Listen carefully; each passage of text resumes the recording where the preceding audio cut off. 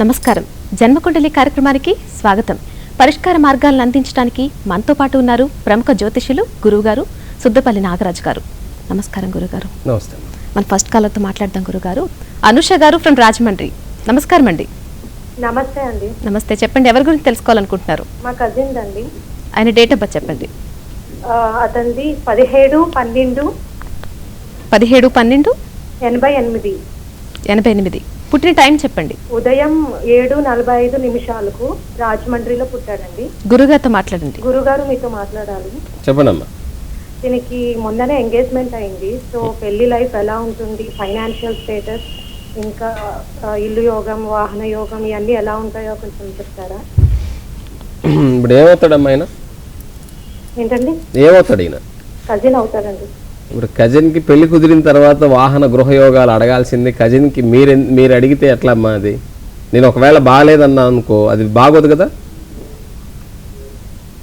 ఇక్కడ జాతకం అనేది పర్సనల్ అమ్మా. ఎవరి లైఫ్ గురించి వాళ్ళు, ఇప్పుడు మంచి కోసం ఉద్యోగం కోసం అడుగు, అందులో చెప్తాను. ఇక్కడ వీరి జన్మజాతకంలో ధనుర్లగ్నం, రాశి వచ్చేసి మీనరాశి, నక్షత్రం వచ్చి ఉత్తరాభాద్ర నక్షత్రం 3వ పాదం, లగ్నంలో రవి, శని, బుధులు, తర్వాత 3వ ఇంట్లో రాహు, 4వ ఇంట్లో గురు చంద్రులు, కుజచంద్రులు, 6వ ఇంట్లో గురు, 9వ ఇంట్లో కేతు, 12వ ఇంట్లో శుక్రుడు ఉన్నటువంటి జాతకం ఈ అబ్బాయిది. ఈ అబ్బాయి జాతకరీత్యా ఇప్పుడు ప్రస్తుతం 6వ ఇంట్లో గురు రాహుల యొక్క యోగం ఉన్నది. రేపు ఆగస్టు వరకు కొంచెం అనారోగ్య సూచన కనపడేదానికి అవకాశం ఉన్నది. కాబట్టి గురువుని తప్పకుండా ఆరాధన చేసుకోవటం ద్వారా, ఎందుకంటే అతని జన్మజాతకంలో కూడా లగ్నాధిపతి అయినటువంటి గురువు 6వ ఇంట్లో ఉన్నాడు. కాబట్టి గురువుని ఆరాధన చేసుకోవటం వలన తప్పకుండా బాగుంటుందమ్మా. మరొక కాలుతో మాట్లాడదాం గురుగారు. వైజాగ్ నుంచి తనయ్య గారు. నమస్కారం అండి. నమస్తే అండి. చెప్పండి ఎవరి గురించి తెలుసుకోవాలనుకుంటున్నారు? మా అన్నయ్య గురించి తెలుసుకోవాలనుకుంటున్నాను. డేట్ ఆఫ్ బర్త్ చెప్పండి.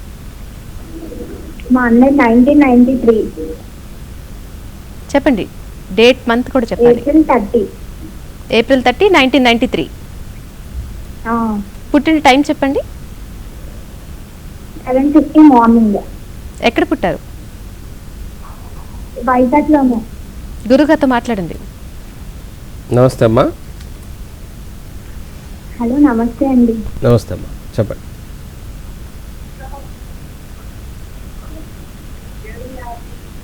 ఇక్కడ మీ అన్న లగ్నం వచ్చేసమ్మా కర్కాటక లగ్నం, కర్కాటక రాశి, ఆశ్లేష నక్షత్రం 3వ పాదం, లగ్నంలో కుజ చంద్రుల యొక్క కలయిక, చంద్రమంగళ యోగం ఉంటుంది. నేను కర్కాటక లగ్నంలో కర్కాటక రాశిలో ఇద్దరు నీచపడిన నీచభంగ రాజయోగం, చంద్రమంగళ యోగం.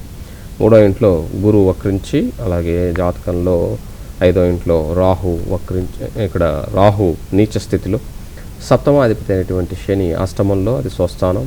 9వ ఇంట్లో శుక్రుడు ఉచ్చస్థితిలో, బుధుడు నీచ స్థితిలో, దశమంలో రవి అద్భుతంగా, తర్వాత లాభంలో వచ్చి కేతు నీచం.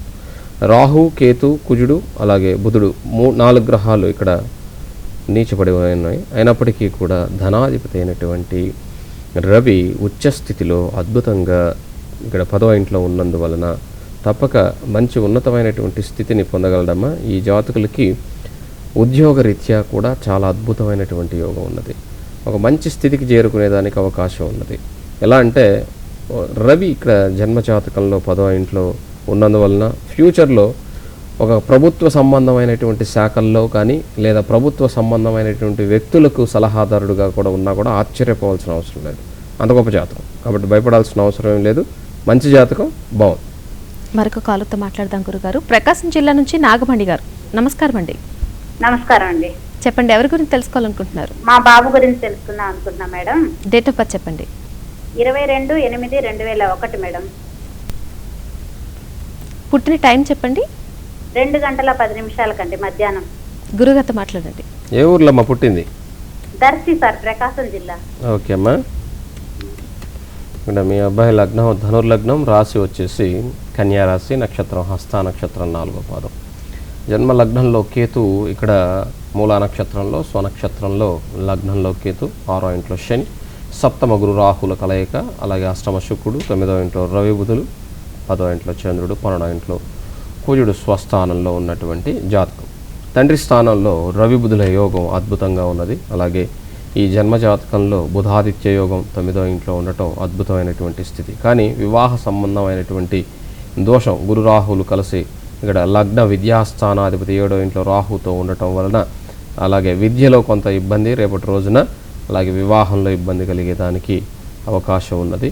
కాబట్టి హయగ్రీవుని యొక్క మంత్రాన్ని ప్రతిరోజు కూడా జ్ఞానానందమయం దేవం నిర్మల స్ఫటికాకృతిం ఆధారం సర్వ విద్యానం హయగ్రీవ ఉపాసన అనే ఒక మంత్రం ఉంటుంది. దాన్ని చక్కగా ప్రతిరోజు వాడిని చదువుకోమనండి.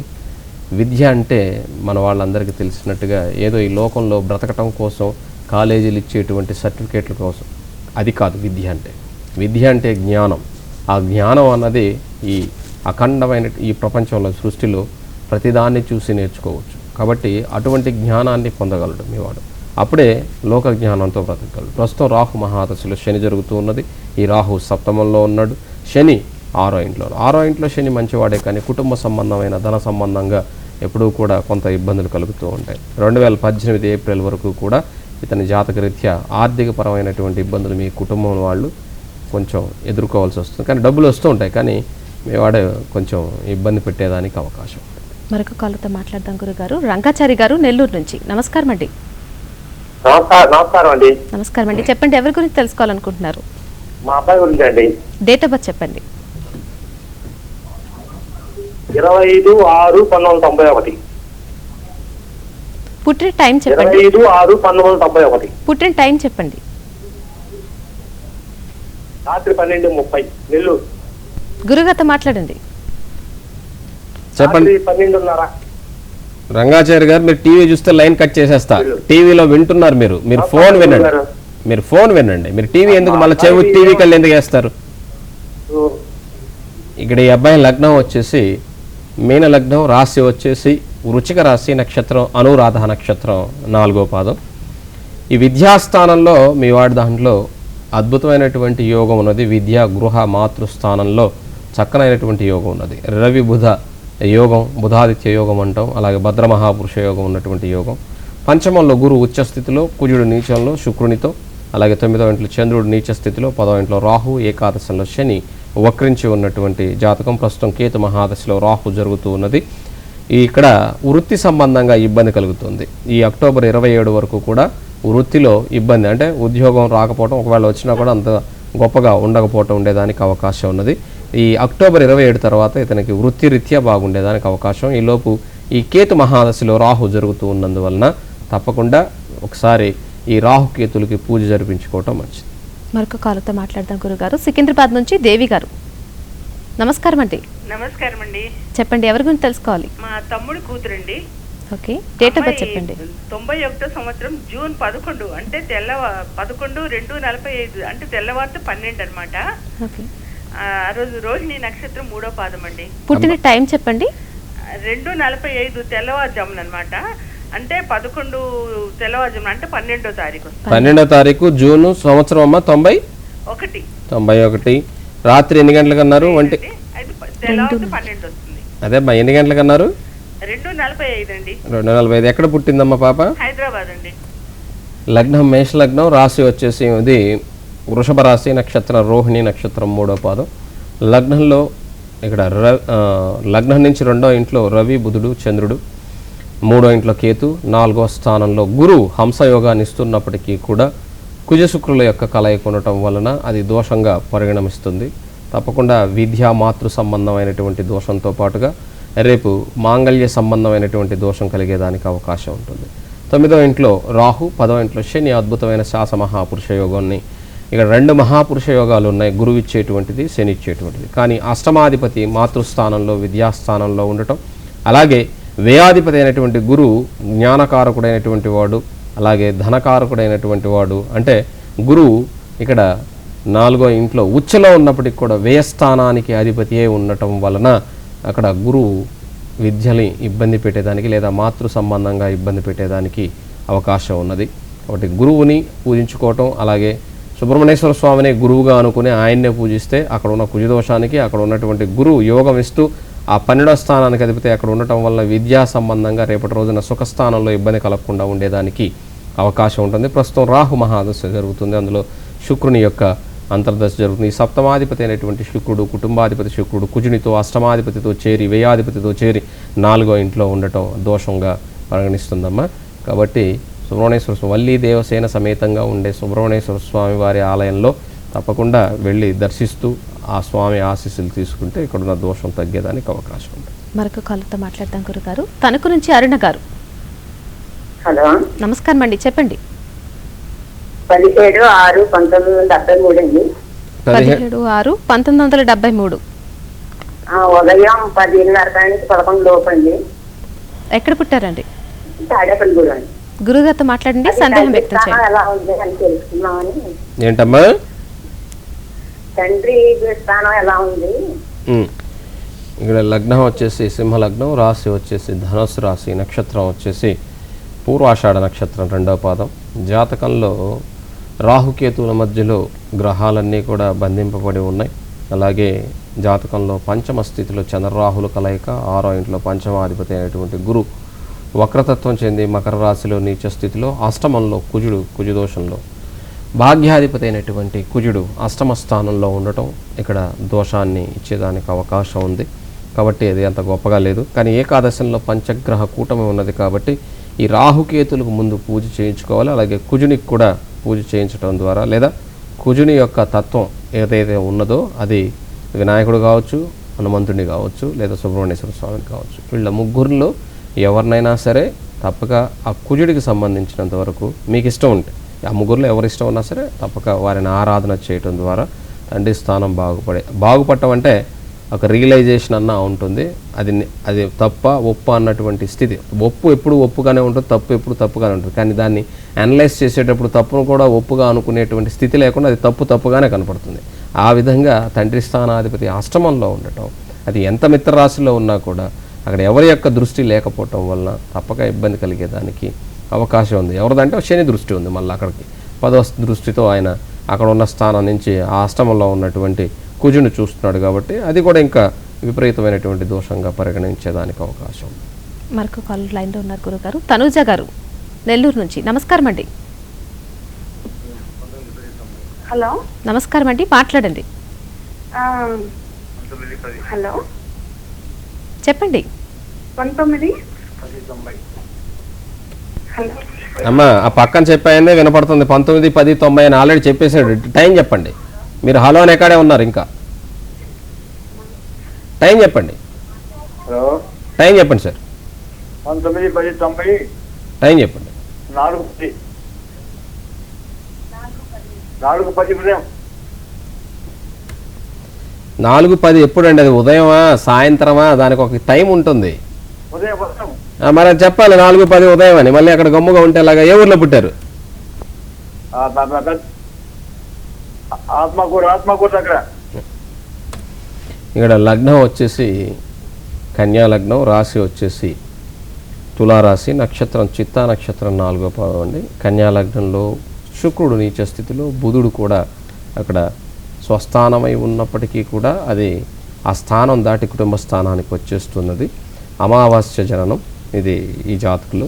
తర్వాత 4వ ఇంట్లో విద్యాస్థానంలో శని, 5వ ఇంట్లో రాహు, 9వ ఇంట్లో కుజుడు, ఏకాదశంలో గురుకేతువుల యొక్క కలయిక ఉన్నటువంటి జాతకం. ఇక్కడ గురు సప్తమ విద్యాస్థానాధిపతి అయి ఏకాదశంలో ఉన్నాడు, అది మంచిదే. అలాగే లగ్నంలో శుక్రుడితో పాటు బుధుడు కూడా ఉన్నాడు కాబట్టి అది కూడా మంచిది. ఇప్పుడు గురు మహాదశ జరుగుతున్నది. రేపు కేతు వచ్చిన దగ్గర నుంచి, రేపు సెప్టెంబర్ 4వ తారీఖున కేతు వస్తాడు. ఈ కేతు వచ్చిన దగ్గర నుంచి బాగుంటుంది. కానీ వివాహ సంబంధంగా 2017 ఆగస్టు 8 తర్వాత నుంచి బాగుంటుంది. మరొక కాల్తో మాట్లాడదాం గురుగారు. నెల్లూరు నుంచి జయ గారు. నమస్కారం అండి జయ గారు, మాట్లాడండి. హలో, చెప్పండి జయ గారు, ఎవరి గురించి తెలుసుకోవాలనుకుంటున్నారు? మా పాప అండి, మా పాప గురించి అండి. చెప్పండి, డేట్ ఆఫ్ బర్త్ చెప్పండి. మా పాప గురించి అండి, ఏప్రిల్ అండి 7వ తారీఖు 1993, నెల్లూరు. పుట్టిన టైం చెప్పండి జయ గారు. ఏ టైంకి పుట్టింది మీ పాప? 4:41. ఎప్పుడండి? ఉదయమా? నెల్లూరు. మా అమ్మాయికి పెళ్ళి ఎప్పుడు అవుతుంది? మీరు ఎప్పుడు పుట్టిందో చెప్పలేదు. 4:41 ఎప్పుడండి? ఉదయమా మధ్యాహ్నమా? సాయంత్రం అండి. సాయంత్రం 4:41. గురుగారితో మాట్లాడండి. చెప్పండి అమ్మా. సాయంత్రం అండి, సాయంత్రం. అమ్మా మీరు టీవీ చూసుకుంటూ ఏంటమ్మా ఇది, ఎన్నిసార్లు చెప్పినా మీరు మారరా? ముందుగానే రాసి పెట్టుకోమని చెప్తాను.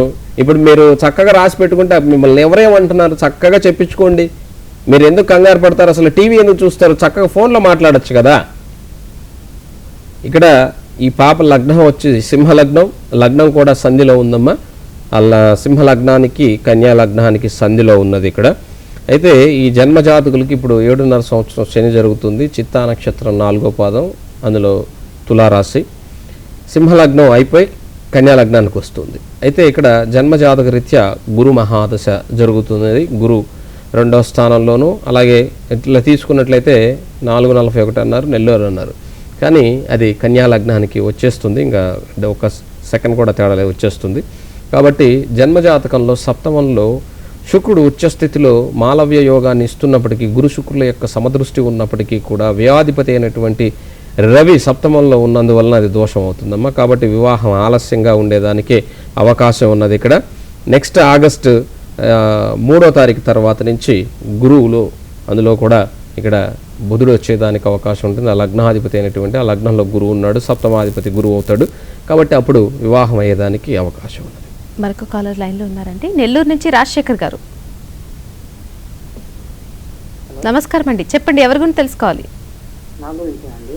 మీ డేట్ ఆఫ్ బర్త్ చెప్పండి. 11/11/1993 అండి. పుట్టిన టైం చెప్పండి రాజశేఖర్ గారు. తెల్లవారుజామున 5:30 అండి. ఎక్కడ పుట్టారు? గుంటూరులో అండి. గురుగారితో మాట్లాడండి. చెప్పండి రాజశేఖర్ గారు. సార్, ప్రభుత్వ ఉద్యోగం వస్తున్నా లేదా అని చెప్పి తెలుసుకున్నాను. ఇక్కడ దశమాధిపతి అయినటువంటి వాడు చంద్రుడు వ్యయంలో ఉన్నాడు. ఇంక ప్రభుత్వ ఉద్యోగం ఎట్లా వస్తుంది? ప్రభుత్వ సంబంధమైనటువంటిది ఏదన్నా, ఇప్పుడు ఒక ఆర్టీ ఆఫీస్ ఉంది, ఆ ఆఫీసులో బయట చాలామంది కమిషనర్స్ ఉంటారు. ఆ విధమైనటువంటి ఉద్యోగాలు అయితే నీకు బాగా పనికి వస్తాయి. గవర్నమెంట్ సంబంధమైనటువంటి ఆఫీసుల్లో బయట ఉండి చేసే ఏజెంట్స్ ఉంటారు కదా, అలాగైతే మాత్రమే ఇక్కడ మీ జాతకరీత్యా పనికొస్తుంది. ఆ రీత్యా అక్కడ ఉండి ఆ తర్వాత ఏదైనా, ఎందుకంటే దశమాధిపతి అయినటువంటి చంద్రుడు వ్యయంలో ఉన్నాడు, అయితే స్వనక్షత్రమైన హస్తలో ఉన్నాడు కాబట్టి ఒక ఆశ ఉంటుంది. కాబట్టి ఆ విధంగా నువ్వు ముందుకు వెళ్ళి ఆ విధమైనటువంటి ఉద్యోగాలు సంపాదించి ఆ తర్వాత వెళితేనే నీకు ప్రయోజనం కలిగేదానికి అవకాశం ఉంది. మరొక కాలర్తో మాట్లాడదాం గురుగారు. హైదరాబాద్ నుంచి పద్మ గారు. హలో, నమస్కారం అండి పద్మ గారు, చెప్పండి ఎవరి గురించి తెలుసుకోవాలి? నమస్తే అండి. చెప్పండి ఎవరి గురించి తెలుసుకోవాలనుకుంటున్నారు? మా బాబు గురించి అండి. డేట్ ఆఫ్ బర్త్ చెప్పండి. 1995 అండి. 19 మే అండి. 4:33 అమ్మా ఒకసారి అమ్మా, 19th మే 1990.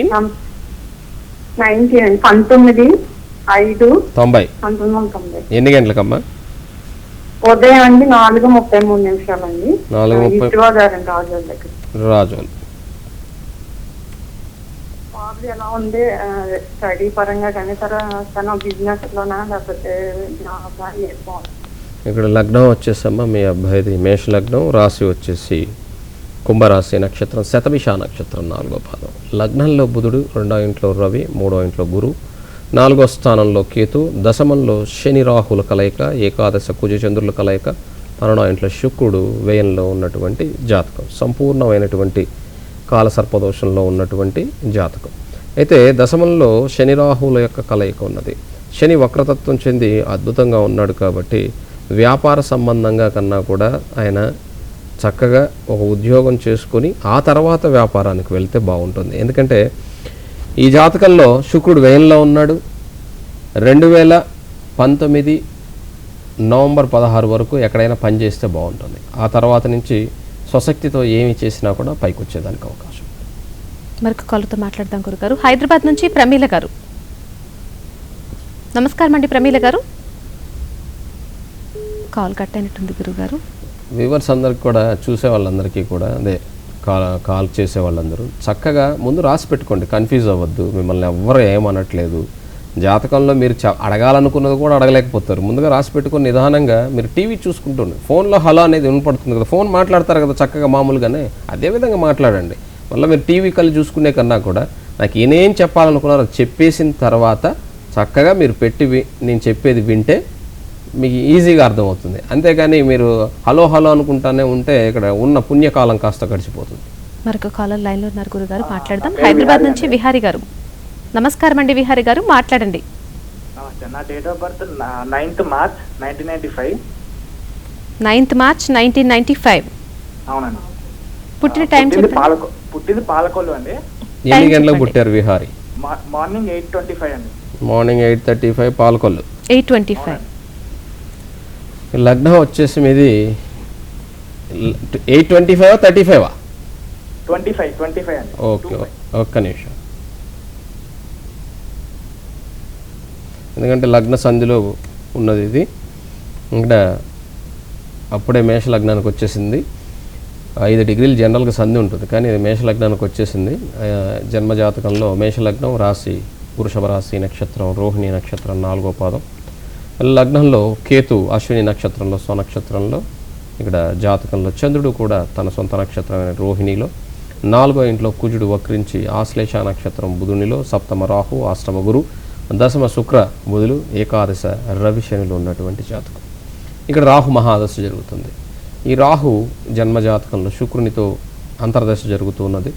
విద్యాస్థానంలో లగ్న అష్టమాధిపతి అయినటువంటి కుజుడు నీచపడిపోయి వక్రతత్వం చెంది ఇక్కడ దోషంలో ఉన్నాడు.